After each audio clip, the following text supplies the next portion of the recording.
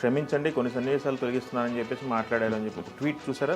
ఆ సినిమా మీద వచ్చినటువంటి రివ్యూస్ వినటము చదవటము రెండూ చేశాడు ఆయన. ఆ కిస్ సీన్కి సంబంధించి ఏదో ట్రిమ్ చేసే ప్రయత్నం చేస్తారు. చాలా సినిమాల్లో చాలా ముద్దు సీన్లు ఉన్నాయి, అది హృద్యంగా చెయ్యొచ్చు. అంటే కొన్ని చెరుకు ఫ్యాక్టరీలో వాళ్ళని ఎలా ట్రీట్ చేస్తున్నారు ఏంటి, మనుషుల్లో కూడా చూడలేదు, ఇవన్నీ కొన్ని ఎస్టాబ్లిష్ చేసే ప్రయత్నం జరిగింది కదా. ఆయన ఢిల్లీలో ఉన్న సన్నివేశాలన్నీ మెలో డ్రామాటిక్ గా వెళ్ళాయి. అందులో శ్రీదేవి గారి కూతురు, శ్రీదేవి గారికి ఒక లెగసీ ఇమేజ్ ఉంది. ఆవిడ కూతురు ఏంది, ఇలాంటి క్యారెక్టర్ ఏంది, ఎలా చూపించారు ఏందని కూడా అయి ఉండొచ్చు. అవును, కొంచెం చవకబారుతనంగా నడిచింది అనే అభిప్రాయం అయితే చాలా మంది నుంచి వచ్చింది. చిన్న చిన్న జాగ్రత్తలు తీసుకుని ఉంటే డెఫినెట్ గా ఇది మైల్ స్టోన్ సినిమా అయి ఉంది. భరద్వాజ్ గారు, బుచ్చిబాబు గారు క్షమించండి కొన్ని సన్నివేశాలు తొలగిస్తున్నానని చెప్పేసి మాట్లాడారు అని చెప్పి ఒక ట్వీట్ చూసారా? బుచ్చిబాబు గారు ట్వీట్ చేసి చూశాను. అంటే ఆయన హంబుల్గా యాక్సెప్ట్ చేశాడు, అడ్మిట్ చేశాడు. అంటే మొత్తంగా ఆ సినిమా మీద వచ్చినటువంటి రివ్యూస్ వినటము చదవటము రెండూ చేశాడు ఆయన. అది కాకుండా సోషల్ మీడియాలో ఎక్కువ. అవును, అంటే ప్రతిస్పందనని గమనించాడు. దానిలో ప్రధానంగా ఆయన ప్రస్తావించింది ఏంటంటే హీరోయిన్ క్యారెక్టరైజేషన్ గురించిన చర్చ చాలా ఎక్కువ జరిగింది. అచ్చియమ్మ గారి క్యారెక్టర్ మీద బయట విపరీతంగా సోషల్ మీడియాలో చాలా చర్చ జరిగింది. సమీక్షకులు చాలా సంయమనంతో మాట్లాడారు ఆ క్యారెక్టర్ గురించి. కానీ నిజానికి ఆ క్యారెక్టర్ లేకపోయినా కసకొచ్చిన నష్టం లేదు అనే పరిస్థితికి వెళ్ళింది అది. ఓకే. అలాగే కొన్ని సన్నివేశాలు ఇప్పుడు ఆయన ప్రస్తావించింది, ఇప్పుడు ఏదో కరెక్షన్ చేస్తాం ఆ క్యారెక్టర్ని అంటున్నాడు, కానీ కొన్ని సన్నివేశాలు తొలగిస్తాం అంటున్నాడు. పర్టికులర్గా ఆ కిస్ సీన్కి సంబంధించి ఏదో ట్రిమ్ చేసే ప్రయత్నం చేస్తారు. అంతకు మించి చేయటానికి కూడా ఏం లేదు అక్కడ. అసలు టోటల్గా ఆవిడ ఆహార్యము, ఆవిడ డిజైనింగ్లోనే ఒక గందరగోళం ఉంది. ఓకే. అలా కాకుండా ఆ క్యారెక్టర్ని మీరు అక్కడ లొకేట్ చేయకుండా, మీ సినిమాలో విలన్ లేడు, మీ సినిమాలో స్ట్రేటే విలన్, అదే సర్కారే విలను అని చెప్పినప్పుడు మీరు హీరోయిన్ని తీసుకెళ్ళి అక్కడెందుకు లొకేట్ చేయాలి? తీసుకెళ్ళి ఆ గ్రామంలోనే లొకేట్ చేసి ఒక సమస్యలో ఆ అమ్మాయిని పెట్టుంటే అప్పుడు కథతో ఇన్వాల్వ్మెంట్ వచ్చేది, మీకు ఆ క్యారెక్టర్ ఉపయోగపడేది. అలా కాకుండా మీరు పాత ఫార్ములాలోకి వెళ్ళిపోయి, రాఘవేంద్రరావు గారి సినిమాల ఫార్ములాలోకి వెళ్ళిపోయి అంటే హీరోయిన్ విలన్ కూతురు అన్న పద్ధతిలో కొన్ని సినిమాలు చూసాం మనం, యమగోళ ఇలాంటి సినిమాలు. ఆ ధోరణిలో మీరు తీసుకెళ్ళి అక్కడ లొకేట్ చేసి ఆ క్యారెక్టర్ గెటప్ దగ్గర నుంచి, కాస్ట్యూమ్ దగ్గర నుంచి మీరు అనుసరించిన పద్ధతి పట్లే బయట విమర్శలు వస్తున్నాయి. కాబట్టి ఇప్పుడు అనుకుని ప్రయోజనం లేదు, అది ఆది అందే జరిగి ఉండాలి. అప్పుడు జరగలేదు కాబట్టి పోనీ సారీ చెప్పాడు బుచ్చిబాబు, అక్కడ వరకు చాలు. సీన్ తొలగించినా తొలగించకపోయినా పర్లేదు, మీరు హంబుల్గా యాక్సెప్ట్ చేశారు, అడ్మిట్ చేశారు అనేది చాలు ప్రపంచానికి. అలాగే ఇంకా చాలా అభిప్రాయాలు దొరికాయి బయట రివ్యూవర్స్ నుంచి, సోషల్ మీడియాలో. ఈ సినిమా చూసిన తర్వాత ఇప్పుడు ప్రతి ప్రేక్షకుడు సమీక్షకుడే. పూర్వకాలం సమీక్షకులు అని కొంతమంది విడిగా ఉండేవారు, వారేదో రాసేవారు పత్రికల్లో. అదే ఇప్పుడు అలా కాదు, ప్రతి ప్రేక్షకుడు సోషల్ మీడియాలో ఏదో ప్లాట్ఫామ్లో ఉంటున్నాడు. సినిమా తనకు ఎలా అనిపించిందో అక్కడికక్కడే రియాక్షన్ పెట్టేస్తున్నారు. దానిలో ప్రధానంగా చర్చకు వచ్చిన అంశాలు ఏంటంటే, అసలు ఆ ఊరికి సంబంధించిన మౌలికమైనటువంటి సమస్యలు ఏమిటి అనేది ఎక్కడా మాట్లాడలేదు సినిమాలో. ఆ ప్రజలు అనుభవిస్తున్న కష్టాల గురించిన సన్నివేశాలు లేవు, 1-2 సన్నివేశాలు కూడా లేవు. అలాగే ఎవరెవరు ఎలా బాధ పెడుతున్నారు అనేటువంటి నెరేటివ్ లేదు. అంటే కొన్ని చెరుకు ఫ్యాక్టరీలో వాళ్ళని ఎలా ట్రీట్ చేస్తున్నారు ఏంటి, మనుషుల్లో కూడా చూడలేదు, ఇవన్నీ కొన్ని ఎస్టాబ్లిష్ చేసే ప్రయత్నం జరిగింది కానీ అంటే బయటకు వచ్చిన తర్వాత అక్కడ పనిచేసేటప్పుడు అటు పిలిచి బిహేవ్ చేయటం మీద 2-3 సీన్లు వేసాడు. కానీ అవి చాలవు, ఇంకా చాలా ఉన్నాయి కష్టాలు వాళ్ళకి. కాబట్టి ఆ రకమైన ఎస్టాబ్లిష్మెంట్ వైపు వెళ్ళారు.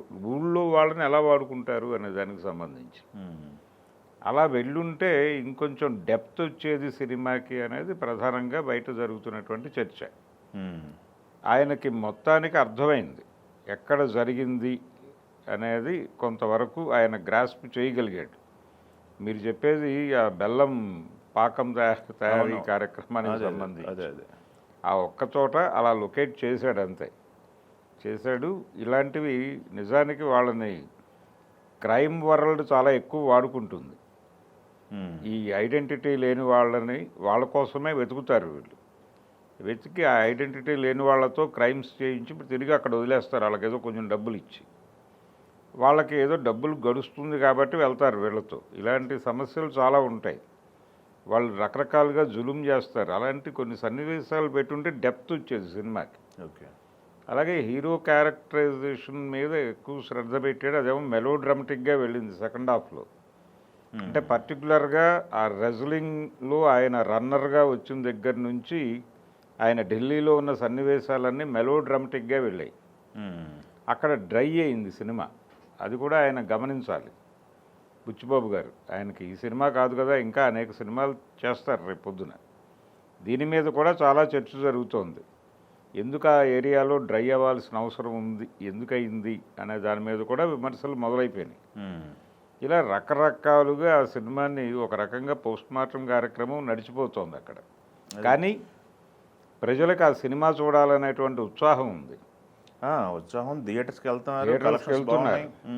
వెళ్తున్నారు, టికెట్లు తెగుతున్నాయి వేగంగానే. ఎందుకు జరుగుతోంది అంటే విపరీతంగా ఆ సినిమాని ఆయన పర్టికులర్గా రామ్ చరణ్ మీద రిలీజ్ అయినటువంటి ప్రతి ప్రమోషనల్ కంటెంట్కి జనాలు కనెక్ట్ అయ్యారు. కోడి రామ్మూర్తి గారి ప్రస్తావన తీసుకురావడము ఇవన్నీ కూడా ప్రజలకు ఎక్కడో అంటుకున్నాయి. ఆ అంటుకోవడంతో ఈ సినిమా చూసి తీరాలి అని చాలామందిలో ఒక అభిప్రాయం ఏర్పడింది. నెగిటివిటీ లేదు. అందుకని వెళ్ళారు. వెళ్ళిన ప్రతివాడికి అనేక ప్రశ్నలతో బయటకు వస్తున్నాడు. ఇప్పుడు మాట్లాడే వాళ్ళు కూడా సోషల్ మీడియాలో సినిమా మీద ప్రేమతోనే మాట్లాడుతున్నారు. ప్రేమతోనే అరే ఇది కొంచెం చూసుకుంటే బాగుండేది, ఇది కొంచెం చూసుకుంటే కరెక్షన్ మెకానిజమే. కరెక్షన్ మెకానిజం నేరుగా మాట్లాడుతున్నారు. అయ్యో మేము ఎలాగో అనుకున్నాం ఈ సినిమాని అని ఆవేదన, ఒక ఆవేదనతో వాళ్ళు బాధను వ్యక్తం చేస్తున్నారు అక్కడ. ఆయనకు అర్థమైంది అది. అందుకనే సబ్మిసివ్గా అడ్మిట్ చేస్తున్నాను అని మాట్లాడాడు. కాబట్టి ఈ అప్రోచ్ బాగానే ఉంది. ఆయన రియాక్ట్ అయిన పద్ధతి, ట్వీట్ చేసిన పద్ధతి అక్కడ వరకు బాగానే ఉంది. అదేలేండి. అందులో శ్రీదేవి గారి కూతురు, శ్రీదేవి గారికి ఒక లెగసీ ఇమేజ్ ఉంది.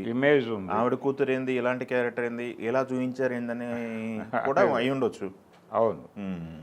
అంటే రకరకాల అనుభూతులతో వెడతారు థియేటర్కి. వెళ్ళిన తర్వాత అంటే ఒక రకంగా ఆవిడ గెటప్ని తీర్చిదిద్దిన పద్ధతి, ఆ కాస్ట్యూమ్ స్టైల్ కూడా, ఆ కాస్ట్యూమ్ స్టైలు కొంచెం చవకబారుతనంగా నడిచింది అనే అభిప్రాయం అయితే చాలామంది నుంచి వచ్చింది. అందుకని కొంచెం రెస్పెక్టబుల్గా ఉండుంటే బాగుండేది క్యారెక్టర్ అనేదే ఫీలింగ్. అంతకు మించి మీరు ముద్దు సీన్ పెట్టారు అనేది కాదు. చాలా సినిమాల్లో చాలా ముద్దు సీన్లు ఉన్నాయి. అది హృద్యంగా చెయ్యొచ్చు.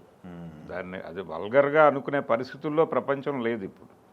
మీరు క్యారెక్టర్ డిజైనింగ్లోనే దాన్ని మీ టేస్ట్కి సంబంధించిన డౌట్ ఉంది జనాలకి. మరీ చౌకబారుగా వెళ్ళారేమో అనేటువంటి సందేహం ఉంది. మీరు కమర్షియల్ సినిమా కాదు, ఎమోషనల్ డ్రైవ్ అని చెప్పారు. చెప్పిన తర్వాత అలా ప్రతి క్యారెక్టరు అలా ఉంటుందేమో అని అనుకుంటాం మేము. తీరా థియేటర్కి వచ్చాక ఇలాంటి సీన్లు చూసి హర్ట్ అవుతారు, పంటి కింద రాళ్ళులా తగులుతాయి అది.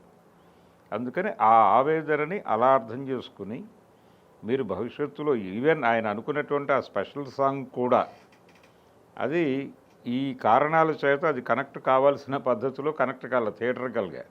కానీ పాట బాగుంది. రెహమాన్ గారు ఎలా మ్యాచ్ చేస్తాడు అన్న దగ్గర నుంచి ఆయన మ్యాచ్ చేయటం కాదు, దాటి వెళ్ళాడు. ఇప్పటివరకు సుకుమార్ గారి సినిమాల్లో వచ్చిన స్పెషల్ సాంగ్స్ కేటగిరీలో నిలబడే స్థాయి పాటే ఇచ్చాడు ఆయన. కాబట్టి రెహమాన్ గారి సక్సెస్ ఈ ప్రాజెక్టులో. రామ్ చరణ్ తర్వాత ప్లేసు రెహమాన్దే. ఆయన అంటే కొంత గ్యాప్ రావటం కూడా ఒక అడ్వాంటేజ్గా మారింది రెహమాన్కి, అలాగే తెలుగు ఆడియన్స్కి మధ్య గ్యాప్ బాగానే ఉంది. అందుకని ఆ ఆర్ఆర్ అనేది వీళ్ళకి విపరీతంగా కనెక్ట్ అయింది, పాటలు కనెక్ట్ అయినాయి. అలా సినిమాకి చాలామంది రకరకాలుగా దోహదపడ్డారు. రకరకాలుగా సినిమాని ఆడియన్స్కి కనెక్ట్ చేయడానికి ప్రయత్నాలు చేశారు. ఈ ప్రాపర్ ఆర్గనైజింగ్గా ఉండుంటే ఆ సినిమా నెక్స్ట్ లెవెల్కి వెళ్ళేది. చాలా పెద్ద విజయం సాధించాల్సినటువంటి వాతావరణం కల్పించింది ఆ సినిమా. వాతావరణం కల్పించింది, ఆ రకంగా కష్టపడ్డారు అందరూ హీరో కానీ దగ్గర నుంచి. అవును, చిన్న చిన్న జాగ్రత్తలు తీసుకుని ఉంటే డెఫినెట్గా ఇది మైల్ స్టోన్ సినిమా అయి ఉండేది. ఓకే. అది కాలేదే అనే బాధ ఇప్పుడు జనాలందరికీ. మనం అలాంటి ఒక అద్భుతమైన అవకాశాన్ని అలా కొంచెం జార్చుకున్నారా అనే పెయిన్తో, అభిమానంతో బాధపడుతున్నారు. ఓకే. అందుకని ఆయనకు కూడా ఆ పెయిన్ మొదలైంది ఇప్పుడు. ఓకే. అంటే ఇప్పుడు ఆయన ఏం చేసినా అవ్వదు, కానీ జరగాల్సిందేదో జరిగిపోయింది. ఫర్దర్గా ఆయన ఇంకా అనేక సినిమాలు, అనేక మంది పెద్ద హీరోలతో ప్రాజెక్టులు చేస్తాడు కాబట్టి ఇది ఒక గుణపాఠం అంతే.